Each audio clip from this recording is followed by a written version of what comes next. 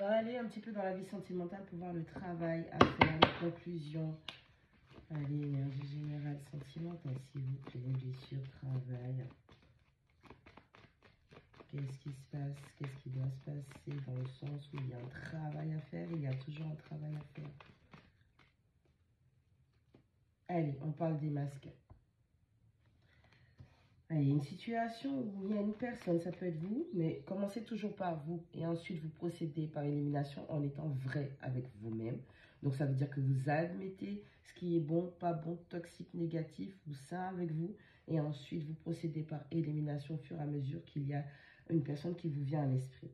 On a les masques, on a quelqu'un qui ne montre pas ses vrais sentiments. On a quelqu'un qui cache les choses, qui personnifie les choses. Donc on a quelqu'un qui fait de la projection sur autrui. On a quelqu'un qui prétend certaines choses et on a du gaslighting. Je rappelle encore une fois, comme vous avez l'habitude dans mes tirages, d'entendre que le gaslighting, c'est une technique de manipulation où c'est quelqu'un qui vous fait douter de votre perception, de ce que vous avez entendu, ce que vous avez pu observer, ce que vous avez compris, dans le sens où cette personne vous a montré les choses et aujourd'hui, elle détourne la situation à son avantage parce que c'est toi qui es folle ou fou. D'accord? On a une personne manipulatrice. En tout cas, faites attention à vous. Ça peut être vous aussi ou c'est un travail qu'il y a à faire. On parle d'un engagement. On a l'engagement, on a le partenariat. Se compléter l'un et l'autre, être dans l'union. Il y a quelqu'un qui... Vous étiez peut-être engagé dans une situation... il y a du sabotage. Vous étiez engagé dans une situation avec une personne où... cette personne n'a pas assumé la relation. La personne n'a absolument pas assumé. Elle a menti, elle a triché, elle a manipulé pour que vous puissiez remettre en cause ce qui a été fait, ce qui a été dit. Ou c'est vous qui avez une mauvaise perception de la situation. Non pas que cette personne n'avait pas envie, mais vous étiez vraiment, en tout cas pour moi, avec l'engagement, la bague d'engagement, les fiançailles, vous étiez engagé vis-à-vis d'une personne qui malheureusement manipule. Cache ce qu'il ou elle ressent. Il ne montre pas les choses. On a quelqu'un qui faisait de la projection. C'est-à-dire que ses craintes, sa folie, ses illusions, cette personne le projetait sur vous ou vous projetez sur cette personne. Dans le sens, c'est vous qui étiez psychotique vis-à-vis de ça, mais vous disiez à cette personne que c'est elle qui le faisait, par exemple. On a l'ascension, on a l'amour et on a la hache. Toutes les solutions étaient là pour régler le problème. Il y avait une forme d'amour entre vous. Vous partagez l'amour inconditionnel, cette personne vous en donnait. Vous avez aussi, à travers cette situation, continué à grandir dans l'amour de soi. Partager de la passion, beaucoup d'affection en fait. Vous étiez fortement attirés réciproquement. Malheureusement, il y a eu du sabotage dans cette situation. Et puis, vous avez décidé de stopper le schéma, d'accord? Où vous vous êtes rendu compte des red flags, de ce qui n'allait pas. Et il a mieux fallu que les choses s'arrêtent là avant que ça n'empire. Parce que vous connaissez déjà le karmique. On a la tasse de café, on a les baisers. On a quelqu'un qui, après un certain temps, potentiellement, va vouloir vous recontacter au détour d'un café, au détour d'une conversation, vouloir vous voir pour discuter, échanger. On a quelqu'un qui va peut-être vous proposer de l'amitié parce que vous allez manquer à cette personne ou cette personne va vous manquer, c'est vous qui allez faire cette proposition.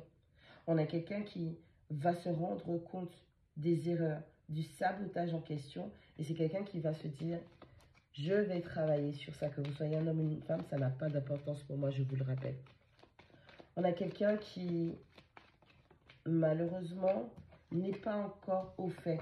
Okay? On a le miroir d'or, où il y a vraiment cette attitude d'être narcissiste, nombriliste. On a quelqu'un qui a fait du love bombing. On a quelqu'un qui est venu vous bombarder de messages d'amour, d'attention, d'affection, de cadeaux, de présents. Et c'était juste cette personne qui avait un trou à l'intérieur d'elle qu'elle avait besoin de combler. Sauf que dans cette situation, que ce soit vous ou l'autre personne, vous vous êtes rendu compte que cette personne, vous aviez de l'affection pour elle ou pour lui. Malheureusement, vous n'aviez déjà pas travaillé sur vous, donc vous avez saboté cette situation. On a quelqu'un où vous n'êtes pas son premier essai et vous ne serez pas le dernier non plus. Donc c'est à vous de faire preuve de discernement quant au tirage que vous voyez concernant la manipulation et les retours, etc.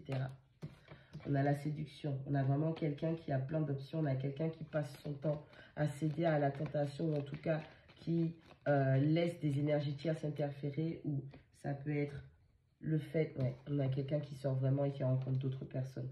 On a quelqu'un qui vous, même si vous pensiez être dans une relation engagée, on a quelqu'un qui, comment dire, qui n'est pas très fidèle et qui n'est pas très loyal. C'est son mode de procédé. C'est quelqu'un qui va chercher des proies.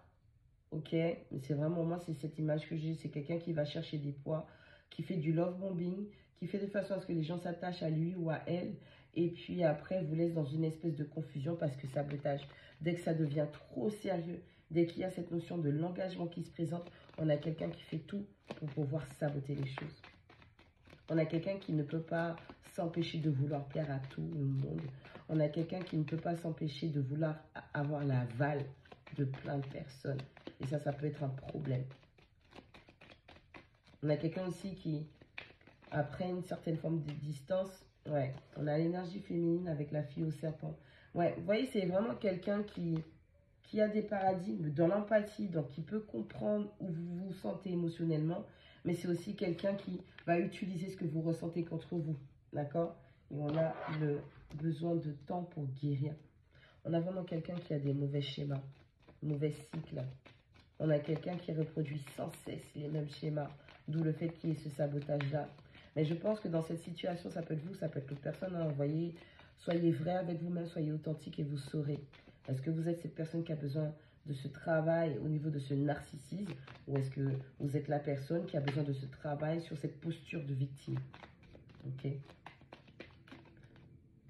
L'appel d'amour. L'appel d'amour et la séparation. Il va y avoir un coup de fil entre vous et il y a une décision de séparation qui va se mettre en place. Ouais. On parle du serpent, on parle de l'ennemi qui est proche, l'autre femme qui regarde par-dessus vos épaules. On a une personne qui a vraiment une forte attirance, il y a de la passion entre vous. Cette personne a commencé à ressentir des choses vraiment fortes pour vous. Il y avait une autre énergie féminine qui venait lui chuchoter ou qui était un peu dans la manipulation. Ça peut être cette personne, ça peut être vous, d'accord? Vous voyez comme ça résonne.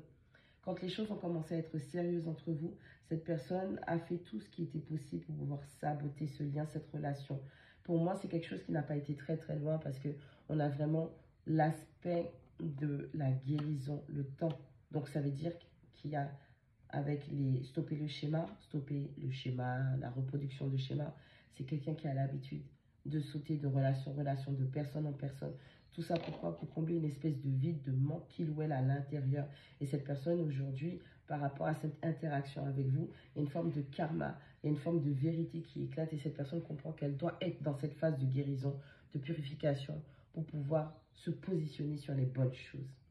Vous devez continuer à travailler. Si c'est vous, vous êtes ce narcissique ou cette narcissique, soyez vrai avec vous-même et faites le travail de guérison. Si vous êtes cette victime de situations, schémas répétitifs où vous attirez à vous des personnes qui, vous avez de l'affection et puis au final il y a du sabotage parce que des énergies tierces, des gens qui sortent, des gens qui ne respectent pas l'engagement, vous devez travailler votre posture de victime et pour ça vous devez utiliser le triangle de Karpman, d'accord, pour vraiment sortir de ça. Vous avez une capacité, une intelligence émotionnelle ou en tout cas une compréhension émotionnelle qui vous permet de comprendre ce que l'autre traverse.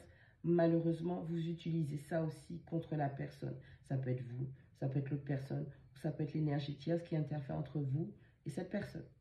Prenez soin de vous et n'oubliez pas que l'amour de soi, c'est le seul et vrai amour qui existe sur Terre.